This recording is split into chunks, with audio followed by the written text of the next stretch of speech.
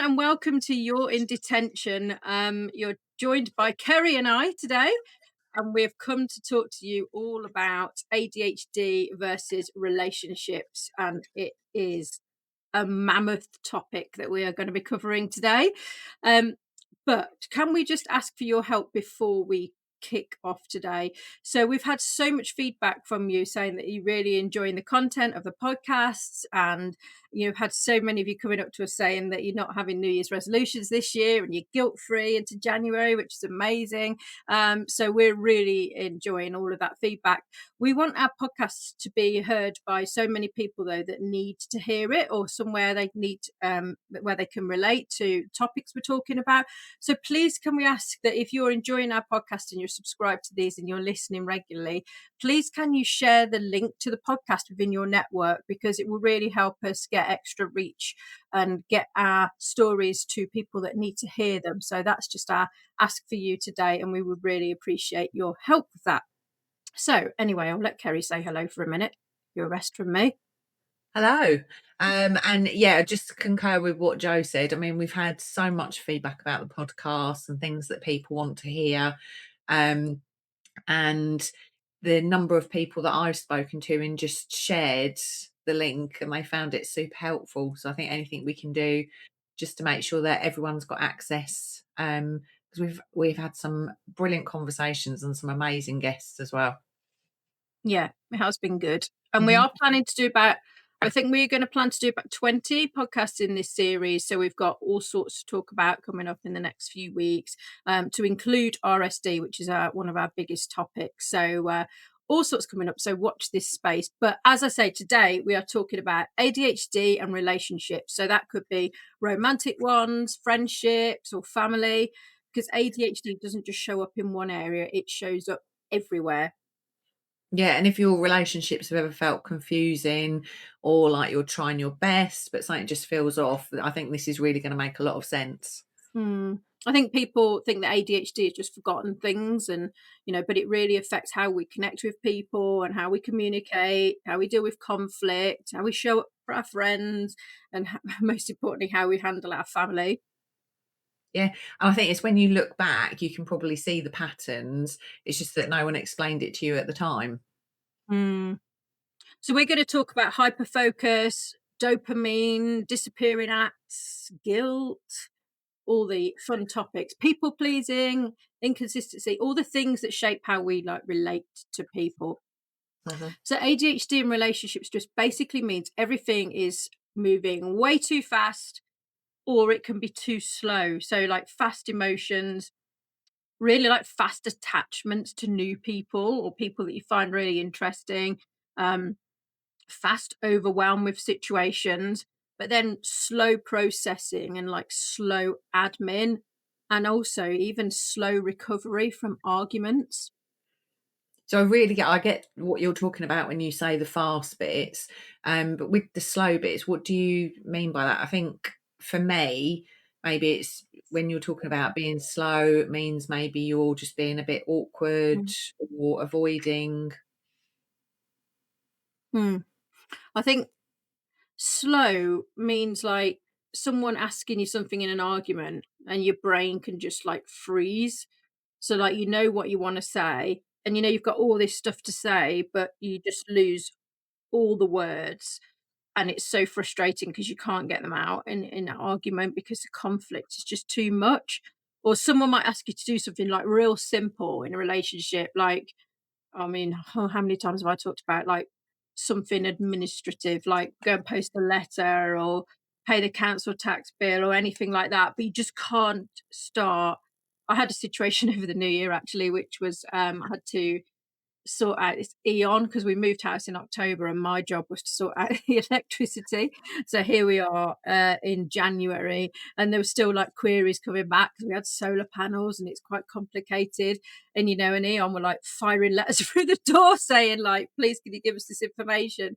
And then my husband was like, I thought this was sorted. I'm like, yeah, it is. And then, he then tried to help and I'm like, I'm dealing with this, and it kind of then I did deal with it 'cause it was urgent, but just things like that can feel really slow.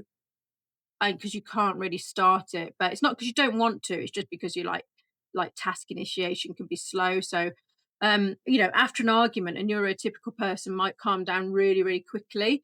But I tell you now, an ADHD will need hours because I think it's just your nervous system takes longer to settle down, and you're like carrying it round, and you just can't, you kind of can't process it. Okay. So I suppose that probably looks from the outside like you're ignoring someone or you're holding a bit of a grudge. I guess so, but I mean, it's not. It's just how your brain works. Like it's not personal, but I guess people can interpret it that way. Um, but when you like, it's if we're talking about like romantic relationships, first of all, because there's obviously, as we've said at the beginning, there's so many different kind of lenses to relationships in your life. But when you meet someone new, like hyper focus kicks in and suddenly that person's most interesting thing in the world. You can be like messaging constantly or having really deep conversations, and I think it's like it's just how your brain is just searching for dopamine, and that person then becomes your like dopamine, your hyper focus.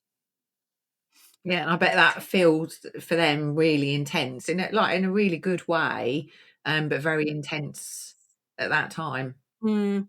And it kind of like is real, but it's also like dopamine. So when that dopamine drops, the intensity like then drops with it. So that's when like ADHDers would panic and then they think something's wrong. And maybe the other person's then thinking that you've, I don't know, switched off a little bit from Mm. them. Yeah, I think that, and and it's not, yeah, it's not rejection. It's just the brain like settling into like normal.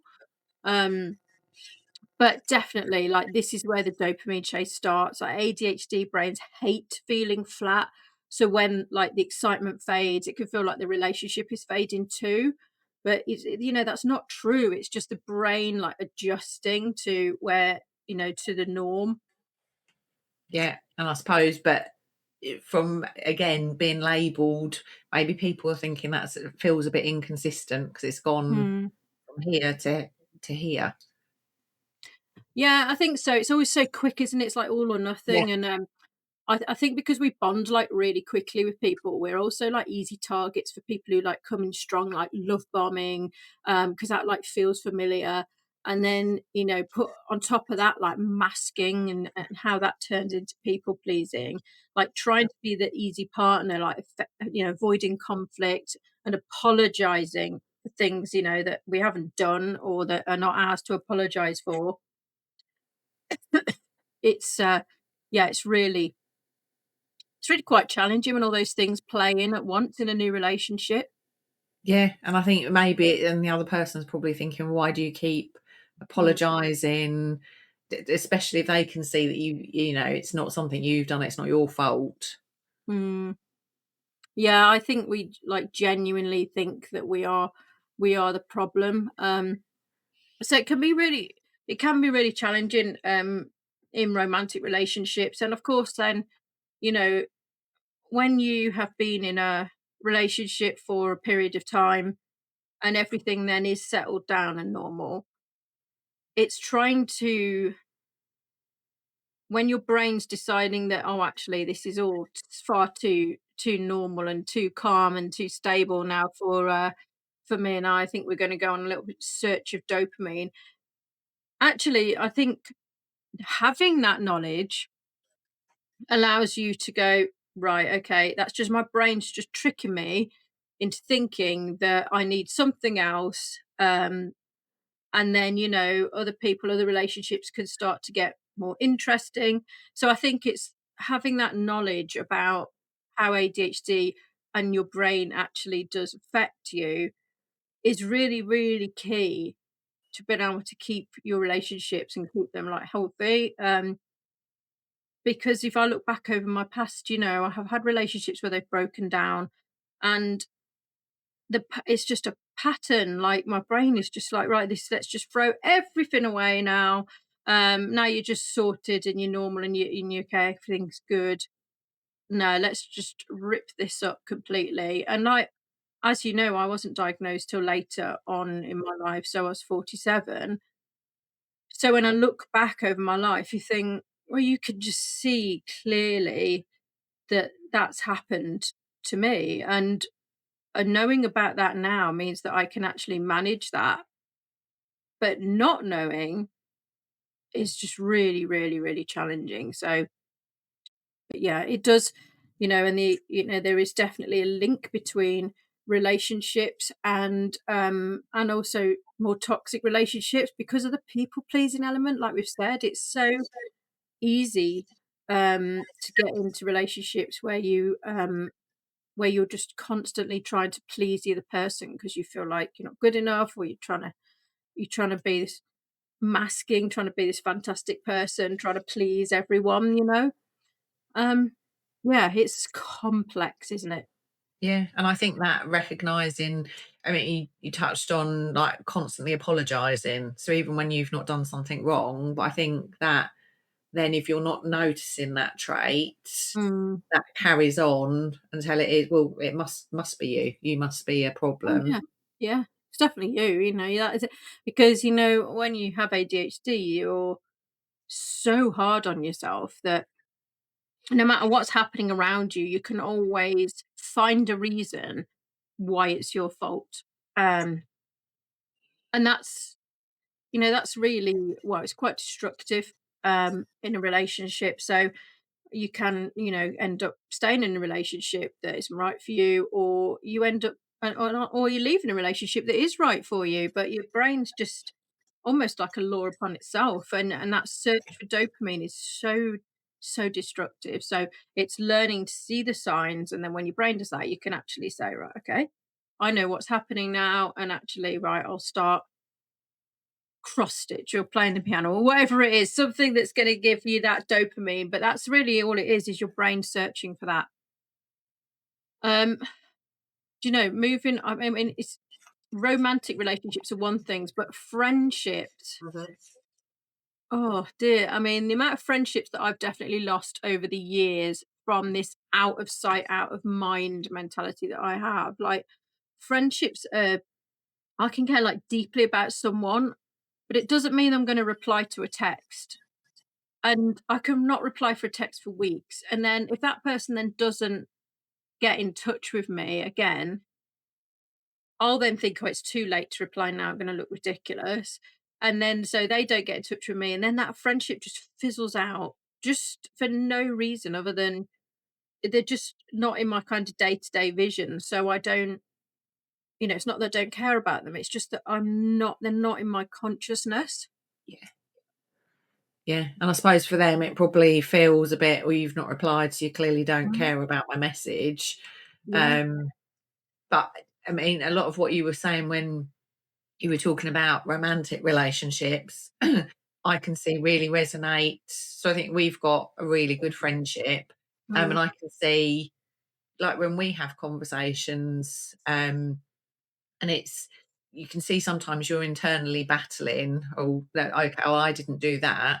And it's like, well, we didn't need to do that though. Or we've done exactly the right things. Yeah. You know what I'm talking about. We've done the right things as we should. So I think again, it's I think you're taking the responsibility, but it's a bit of a two-way street, isn't it? When you've got a Yeah. friendship Yeah. Mm. in, I just need to be aware, um, as well as you. And Yeah. I mean, we're constantly Teams messaging or WhatsApping, and you do send me the occasional email as well. Sometimes. Sometimes, yeah. That must be a real high day if I'm doing an email. Do you know what though? It, you know, one of my closest friends, she's amazing at being able to just allow me to be who I am. So we can go for like 6 weeks so without any contact at all. And then all of a sudden we're like, oh, sorry, been really busy. Like, how you doing? But she always sends me like real long text messages, and I'm like, ooh, and I'll put like a thumbs up. I feel like I'm one of like everyone's dad, that just replies with a thumbs up to a really Yeah, long message.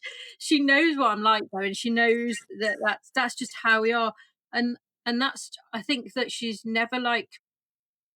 never gets like offended by it. 'Cause she knows how I am, and never judges me for it or anything like that. We just have a very, very, very, like, low maintenance friendship, and to be honest, I can only have, like, low maintenance friendships, and what I mean by that is anyone that wants to be doing something every weekend or planning massive, like, events or big dinner parties and things like that every weekend, it's like I can't have those kind of friendships, and they're more like acquaintanceships. Those are like, that kind of keeping up with everyone, keeping up appearances.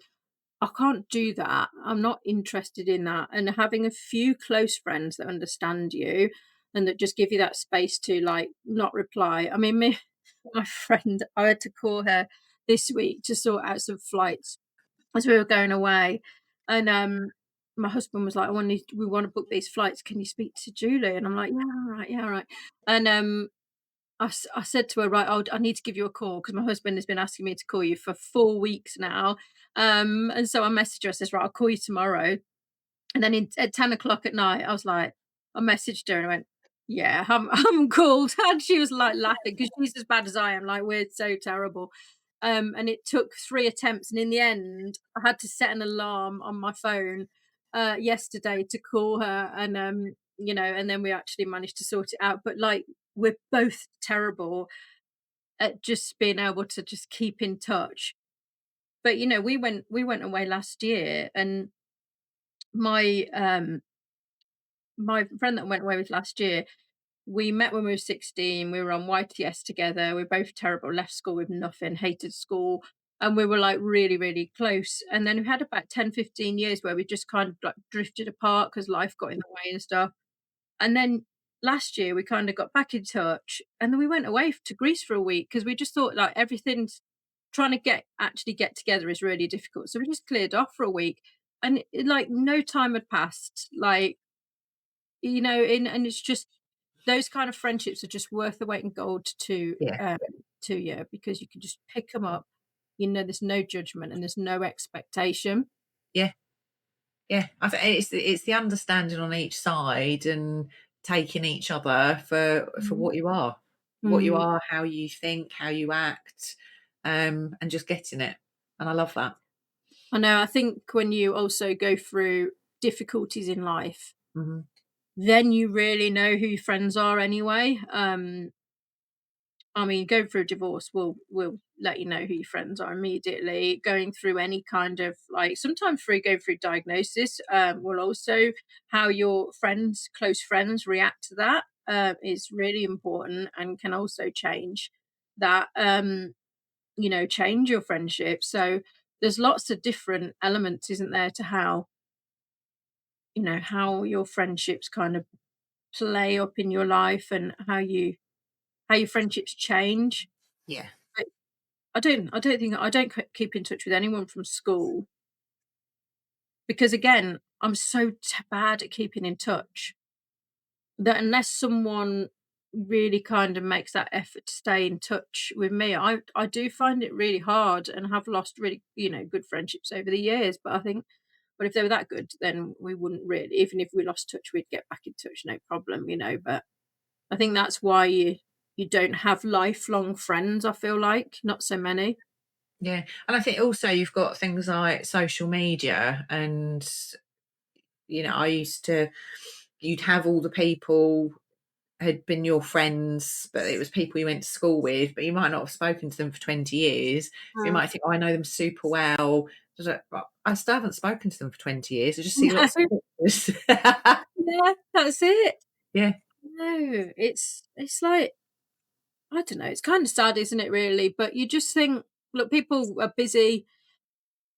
I think everyone's got their own lives and everyone's like working really hard or they've got kids and they're really busy with that. So at the end of the day, ha- thinking, oh, I'll pick up the phone or I'll text or everyone's like at the end of the day, you just want to sit down and watch traitors, like that's all you want to do. Other programs are available, but th you don't wanna be literally on the phone for an hour talking about stuff, but I think you've just gotta make that effort with people that you're closest to, yeah, stay in touch because it can very, very easily be, suddenly a year's gone past and you haven't seen them. Yeah. Yeah. I mean, we haven't talked about family relationships yet, and that's gotta be the most and well, I mean, it is the most, I don't know, probably, like, challenging one, family relationships, because 'cause you've got so many different dynamics, haven't you, like, playing in. Um, and of course, everyone's family is different and, and how you kind of how you grew up and how your family are and how social they are is obviously is all a part of how you are. But, when we had Sam on last week, we had Sam on the podcast, and she was talking about her twins who've been brought up the same way. It's really interesting to hear from her about how her twins are so different. Yeah. So, even though they've been brought up the same way, one is really, really different to the other. So I think, whilst your kind of family surroundings has a big influence on you, for sure, it doesn't have all of it influence on you.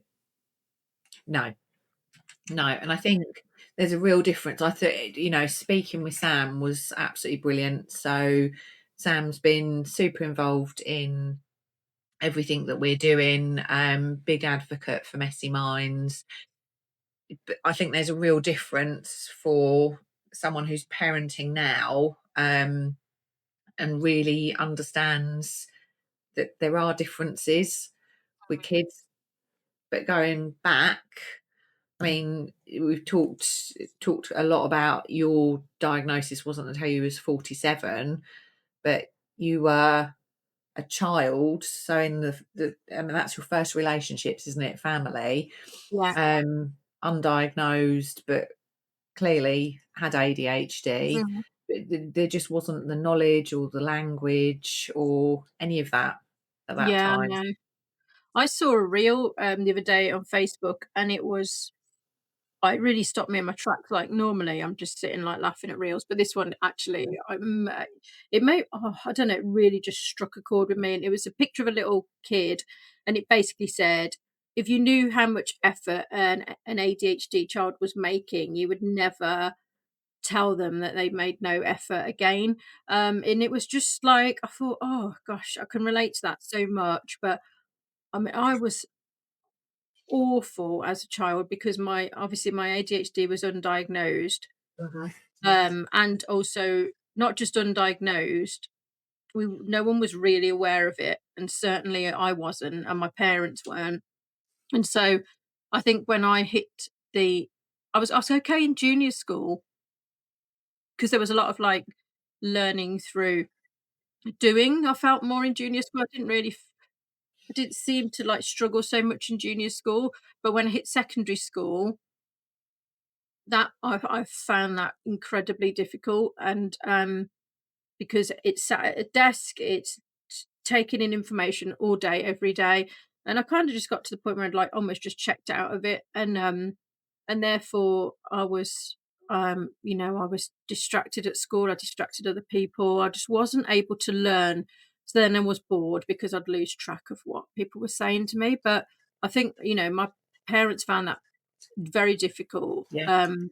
especially my dad who's a teacher, and, I mean, I think he just in the end just kinda did give up, but he was brilliant because he used to actually teach kids that struggled in school, and I know they would refer to the kids as send, kids that he would spend his time teaching because he was really, really good with them. He used to, like, just help them, if they couldn't focus in other lessons, they would get sent to him, and he would be working on stuff that they were interested in and they were doing.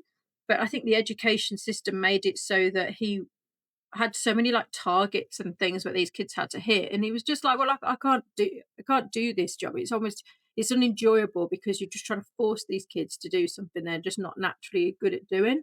So he kind of saw that at school, but I'm not sure it was always with me, it was always like, "You could do better, but you don't make any effort." So that put quite a lot of strain on our family, but not probably nowhere near as much as when I started going out and drinking and Yeah. alcohol.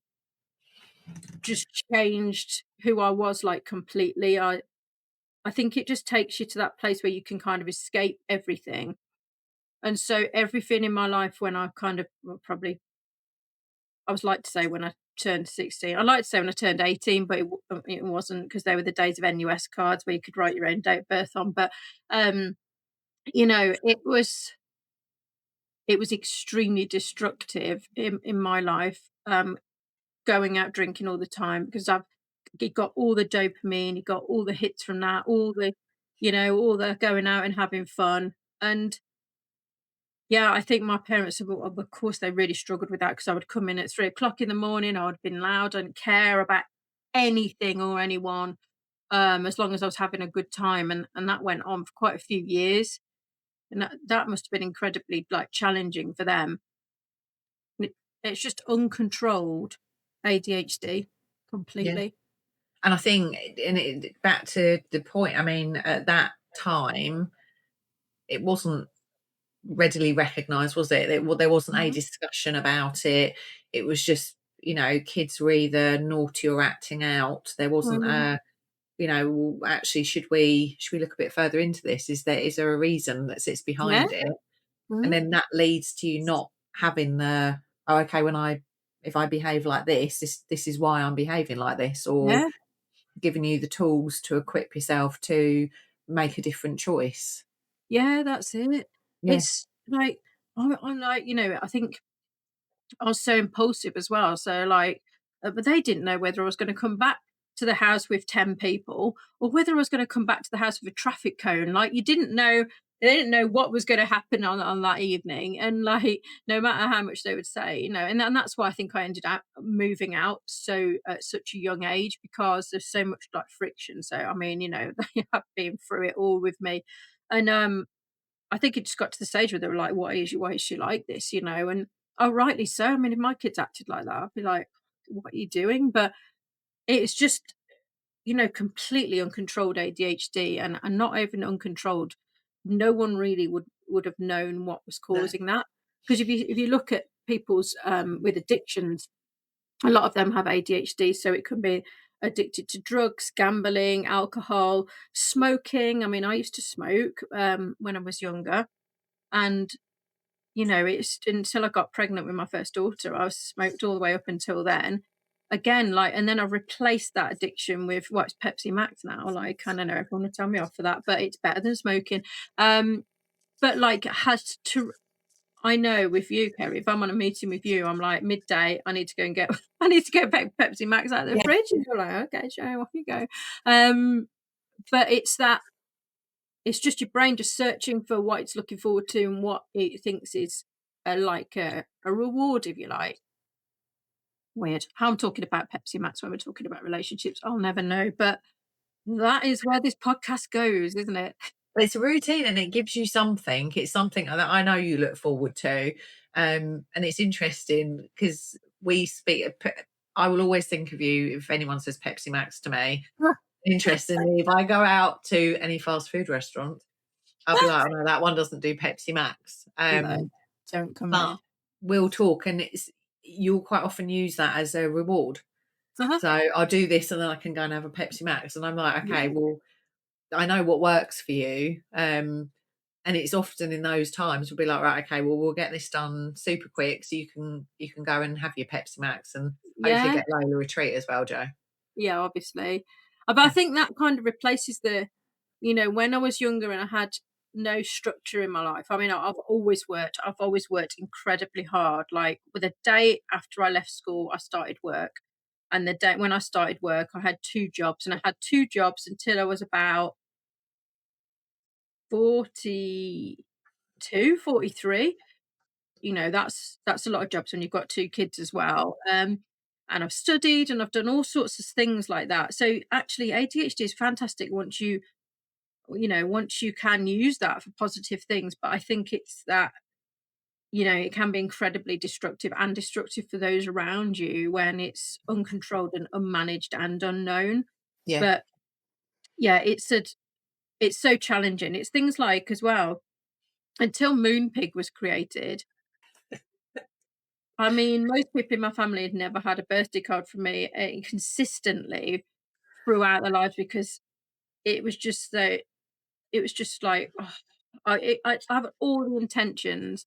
My friend sent me a photo this morning of a car boot, and in there was my new home card from October that she hasn't posted yet. A Christmas present for her nephew, which is in the boot of her car. And there was something else in there, and there was also an emergency bottle of wine. And I thought, I absolutely love that photo because it just says so many things. It's like the pile of shame, you know. And we just laugh about it. And I said, just send me a photo of the card. Don't worry, you posted it. But like, there's so many times I've, like, forgotten people's birthdays. Moonpig is a massive, like, coping strategy for me with my relationships because I know I can go on there, I can write a card on there, and I can put stickers all over it. I can put photos on it because I only like sending funny cards or personalized cards. And I can send a gift if I want to, and it's done. Yeah, But there's so many, again, relationships. People think you don't care. It's not because I don't care. It's just because I can't have that consistency of doing things like that. So that it goes back to the slow, the fast and slow. The slow are all the parts that people would expect you to do in a relationship, which is to make an effort and remember things. So those are the things that we'd find incredibly challenging. So I know it's your birthday, Kerry, and I know that it's coming up. But unless I've got a moon pig, I've got to drive to the shop. I've got to do all the things that I absolutely, my brain is like not allowing me to do, and it isn't allowing me to do that. If it's urgent, and then all of a sudden I forget about it, yeah, and then all of a sudden I speak to you, and someone will go, "It's Kerry's birthday today," and I'm like, "Right, the shame." Then I can't call you because I've missed it. I can't message you, and then it starts to spiral. Then, and then I'll just pull myself back out of that relationship because I'm just so ashamed. And it's all that effort that I've just talked about, you don't see, but all of that effort and then shame and guilt and everything else sits there. And rather than me picking the phone up to you and saying, "Oh, do you know what, Kerry? I had an absolute mare. Um, I've got your birthday card. It's in my boot. And actually, I wanted to send you this, but I didn't." I'd say nothing. And then that relationship starts to break down and erode over years because you think, well, actually, I'm not bothering with her. She doesn't care.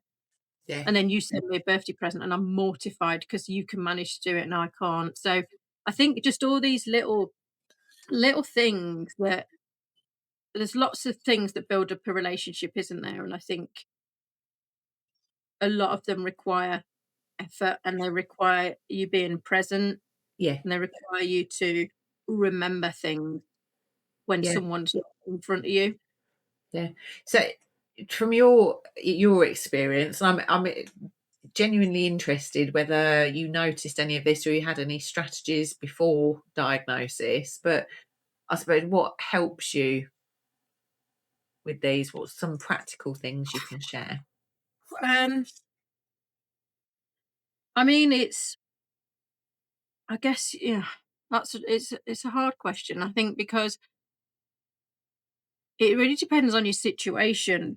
So I've got myself into a situation now where I have a very few close friends. That's what all I want. And I went to see Ramesh Ranganathan a couple of it's about 6 months ago, and he cracked me up because I thought he's just completely I was completely on board with what he was saying because he was like, I've got 6 friends, and they're the friends that I'm gonna die with. I don't want any new new friends. I'm not looking for new friends, I absolutely don't want that, but I know they're the friends that I've got all I need, and it was so, like, true what he was saying. I thought I could so relate to that. So I have a few close friends who I know, they would run for a wall for me, and I would for them, but I know that they're also very low maintenance friends, and they understand me and I understand them, and I'm there and I support them in a way that they need and they do for me. And I think that's, like, if you've got a big circle of friends and you're exhausted with keeping up appearances, with keeping up on social events and having to organize things that make you feel really, really stressed out, probably sit down and ask yourself who you're doing this for, Yeah, because that you can find yourself in incredibly stressful situations, and what happens then is you burn out or you have a meltdown, and then you end up not being able to go to these events, and then everyone's saying, "Well, why aren't you coming?" And you can't explain it. So I think, like, for me, it was a real, like, understanding that I need having a few close friends that I know have got my back, and not trying to be everyone's. You can't have like hundreds and hundreds of friends. You can't. Because you can't. How could you possibly keep up with that? I mean, I do say to my daughter sometimes, because she went through a phase. She also has ADHD, but she went through a phase of every weekend she was doing something, and she was up in Newcastle one weekend, she was in London one weekend. She's Scott. I said, "What are you doing? Like, where are you going?" Um, I'm going to meet so and so. I'm going to meet so and so. I'm like, okay, are any of those going to come to see you where you live? And it was a real, um, it was really frustrating to watch, because I could just see her like burning out, Yeah. trying to fit everything in, having no time for herself, and then really like kind of like almost struggling to deal with all the other stuff you have to deal with in life. So that was, there's I think it's just that understanding what works for you, and everyone's different. One thing I know about neurodivergence is you can burn out in social situations. So having those friends that understand that, Mhm. and actually talk to your friends about that as well. Don't just like burn out in secret, or just say you're not coming because the dog's ill or whatever it is. Like, don't just set those boundaries with your friends and talk to them openly about it, because they do, once they understand, then they can really kind of help understand, and you don't feel that guilt and you don't feel the shame, because they're like, oh, we it's a bit like in our house where we have jobs that my husband does and jobs that I do, and we're very, very different. And I've said before, I deal with the people, he deals with the admin. But my friend, like, I know she knows that I'm really strong in certain areas, and I know she's really strong in certain areas. So having that knowledge of each other means that you can have the best out of each other, and you can support each other massively. So um I guess that would be really what I would, from my journey at myself, that's what I've learned.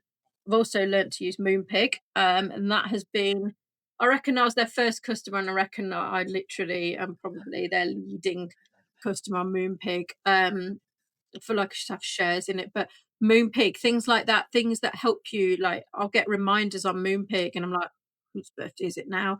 And but it reminds me, and all these things reminding me of people's birthdays, and reminding me, when someone's had a baby, and then there's a new addition, isn't there? And you've got their children, and you think, but you just don't take on too much, and don't beat yourself up about it. Just be more honest with people, and then you can manage expectations, can't you? And Yeah. when you feel relationships slipping away, just pick the phone up and go, "I'm so sorry, I've been useless," which is what I would start with. And they'll go, "Oh, so have I, oh, everything's just, life's busy, isn't it?" Yeah. And I think it's as much the other side as well. So, like for friends that you've got, neurotypical friends, it's that understanding, that conversation. And I loved what you said about I talk to people about it. I explain this. This is how I act, how I think. So I think it's the other way as well. In the responsibility is not all yours, but your friends. Like, well, that's how Joe is. Yeah, So exactly. yeah, I think it's as well, like, in relationships, like, I know that you're really good at like routines. What I do every day is different. Every day it's different. Like, I could probably have maybe 2 or 3 days where I think, oh, I've been in a quite a good routine. Since Christmas, I've really struggled to get back into that routine. And I see you, and I'm like, oh, I know that I'll never be able to be like you are in how you operate, and you kind of have that ability to just make everything look so easy. And I'm like, bowl up. Sometimes I'm like 10 minutes late. Sometimes I'm like having a crisis. I'm taking the dog out. Whatever it is, like, I think that's, again, it's just being open about that and saying, I know I will never be the person that's in a real good routine. But that can also impact on friendships because, "Oh, do you wanna come round? Do you wanna come round every Thursday, or do you wanna go to the gym every Thursday?" And you're like, "Oh, I'm committed to that." It's making me feel like I'm not sure because I'll dread that Thursday night for the rest of my days, and then I'll break it once and then I won't do it again. So Yeah. again, it's just setting those boundaries so that your friends know, okay, we can work around these kind of things, but we can still have a brilliant friendship or relationship. And yeah, oh, complex. But we have looked across all relationships, I mean, of course, relationships with dogs are easy because they just like go with the flow, don't they? So that's good. We'll have to do an episode on neurodivergent pets. Yeah, I think Lola will have a lot to share, I think she like, will. when you're making her food for her and you decide to empty the dishwasher. Yeah, she's furious about that. Yeah, getting distracted about everything when I'm supposed to be making the dog's breakfast is yeah, she can write a book on it. Maybe she will. Memoirs of a spaniel with an ADHD owner. Yeah, Um, but yeah, yeah, I've really enjoyed talking about relationships, and if you can relate to any of the things that we're talking about, hopefully this helps you, even if it's just acknowledging some of the things that you go, oh yeah, I do that and I do that, and that's happened to me before. Um, you're not alone with it. I thought I was just, I didn't know why I did things in certain ways and why there's been things that have happened throughout my life. But when I start to like unravel it and I start to understand it, I can then be much kinder to myself about why and how, and that's a really important part of that kind of self-discovery journey that you go on. So I've really, really enjoyed this episode. Thank you for co-hosting with me, Kerry. loved it, loved it. So don't forget, please, can you share our YouTube channel around your network? It's really important that people can relate to the stuff that we're saying and know that there's people there talking about these kind of subjects because, we need to make sure that everyone's got that kind of support network and that ability to feel like they've been seen. So thank you so much for watching. Don't forget to hit the like button if you've liked this video, and don't forget to subscribe and tell all your friends about it as well, because we would really appreciate that. And we will see you next week.